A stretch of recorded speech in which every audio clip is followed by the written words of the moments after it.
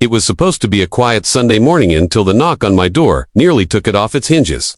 I was sipping my coffee on the porch, enjoying the peace and silence of my ranch. Out here, there's usually nothing but the sound of wind, rustling through the trees and the distant whinny of my horses, but that morning shattered the calm like glass. 3 men stood at the end of my driveway, stepping out of a white SUV, with dark-tinted windows and a flashing light bar on top.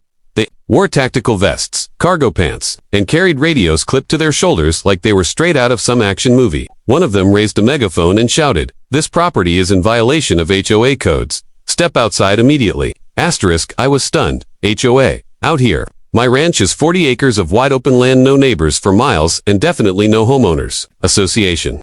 The guy in front walked toward me, flashing a badge that looked like it came from a Halloween costume shop. "We're with the Ranch Estates HOA Compliance Division," he said.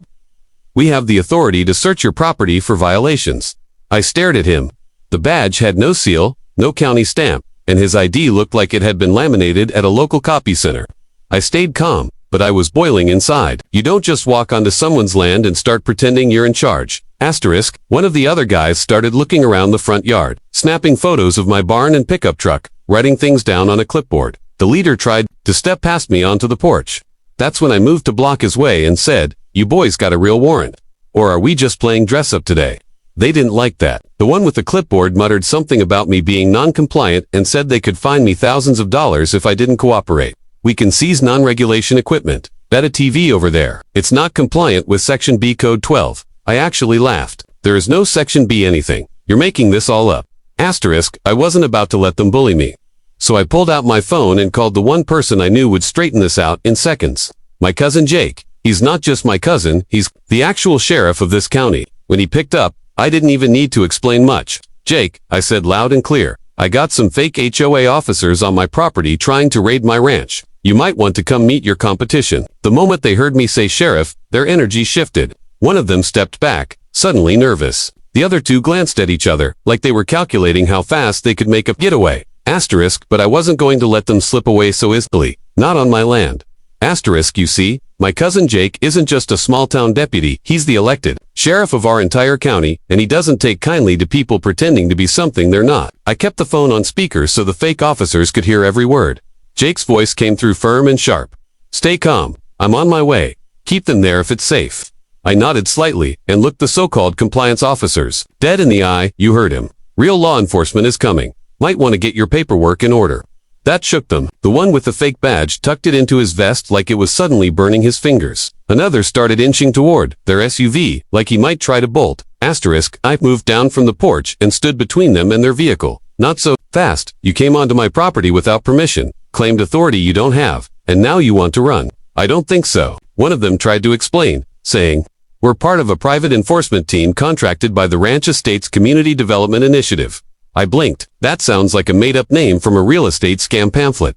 He didn't respond. They weren't used to being challenged. It was clear their whole tactic was based on intimidation. Show up, looking official, talk in circles, throw around some legal-sounding nonsense, and hope the property owner folds under pressure. But they'd miscalculated. They thought they were dealing with someone who didn't know their rights. Or worse, someone who was isolated and afraid. In reality, I've lived on this land for years. I've dealt with everything from wild animals to nosy land scouts and even a sketchy developer once. But these guys were different. They had uniforms, gear, and a whole script. They even had documents that looked official at first glance, until you actually read them. I took one of their violation forms and scanned it quickly. It listed fake fines for things like excessive rural debris, non-uniform fencing, and even unsanctioned poultry quantity. That last one actually made me laugh. Unsanctioned poultry. "You're going to write me up for too many chickens." The clipboard guy didn't respond. He just turned red in the face. Meanwhile, I could hear sirens faintly in the distance. That was Jake. And the moment those sirens got closer, the fake officers really started to panic. One of them muttered, "We should go. This guy's not worth the hassle." But the leader, the one with the fake badge, held up his hand. "Stay calm. We'll explain it to the sheriff. This is just a misunderstanding." I crossed my arms. "You're about to find out just how big of a misunderstanding this is." Jake's patrol truck roared up the driveway. Blue and red lights flashing, but no sirens. Now he wanted to catch them clean, not spook them into running. 2 deputies rolled in right behind him, stepping out with hands resting calmly, but deliberately, on their holsters. Jake got out slow, his boots crunching against the gravel, sunglasses on, and his badge shining in the morning sun. He didn't look angry, he looked surgical, like a man ready to cut through nonsense with precision. The three imposters straightened up as if that might somehow make them look more legitimate. Jake looked them over and said, "You boys want to explain what the hell you're doing on my cousin's property wearing fake tactical gear." Asterisk, the one with the badge, tried to take the lead. "We're with the HOA enforcement team for the Ranch Estates Zone. Just performing a standard property check." Jake raised an eyebrow. "There's no HOA jurisdiction out here. This land's agricultural and private. I know because I signed the damn zoning maps myself." They stammered, scrambling to justify their presence. One even dared to say they had authority under a private civil enforcement code. Jake's smile faded. "That's not a thing. You're not law enforcement, you're not authorized agents, and you don't have a warrant. What you are trespassers, and possibly felons." Asterisk, he ordered his deputies to search the SUV. What they found inside didn't help their case. Fake uniforms, a stack of printed violation forms, clipboards, forged ID cards, and a GPS with pinned locations including other rural properties. They had clearly planned to hit multiple homes with this scam. Jake looked back at them, more disappointed than angry now. "So you thought you could dress up like lawmen, flash fake badges, and push around landowners out here? What did you think was going to happen when you knocked on the wrong door?" They had no answer. One of the deputies read them their rights while another started photographing the evidence. Asterisk, as they were being cuffed. One of them asked, "Are we under arrest?" Jake didn't even look at him. "He bet your fake badge you are. Impersonating, law enforcement, attempted fraud, conspiracy to commit a crime, and trespassing. That's just what we've got so far." He glanced at me and gave a quick nod. "You good?" I nodded back, watching as the last of them was loaded into the patrol car. They had walked up thinking they were in control. Now they were being driven away in silence, caught red-handed, and completely out of their depth. Asterisk. After the arrests, Jake wasted no time launching a full investigation into who these guys were and how far their little operation had gone. Within 48 hours, his office uncovered a disturbing pattern. These weren't just random grifters trying their luck, they had a system. They had hit at least 4 other properties in surrounding counties over the past few months, always rural, always isolated, and always owned by folks who didn't have easy access to legal help or weren't familiar with their property rights. In 2 of the cases, they had actually convinced the landowners to pay fake fines on the spot, hundreds of dollars handed over in cash or mobile transfers. In another instance, they had loaded up someone's trailer and a TV, claiming they were seizing non-compliant recreational equipment, that a TV was sitting in one of their garages when Jake's team got a search warrant. Asterisk, the SUV they drove wasn't even theirs. It was a rental, modified just enough to look official with a cheap light bar and magnetic decals that looked like a real agency's logo from far away.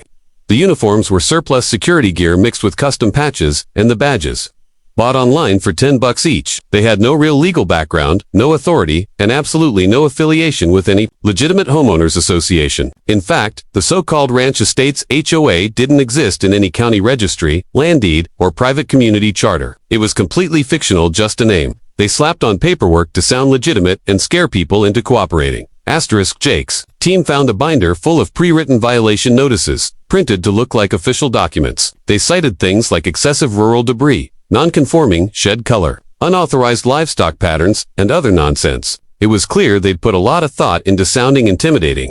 Their scam worked by relying on confusion, fear, and fast-talking. But it all fell apart when they picked the wrong property. When word got out about the arrests, the local news picked it up. Ranchers and homeowners started calling in, saying they'd seen similar groups or had almost been fooled. Jake coordinated with sheriffs from 2 neighboring counties to build a stronger case, stacking up evidence that showed a coordinated effort to defraud landowners across multiple jurisdictions. Asterisk, the prosecutors weren't holding back. The charges included impersonating a peace officer, attempted grand theft, criminal conspiracy, trespassing, and use of fraudulent documents.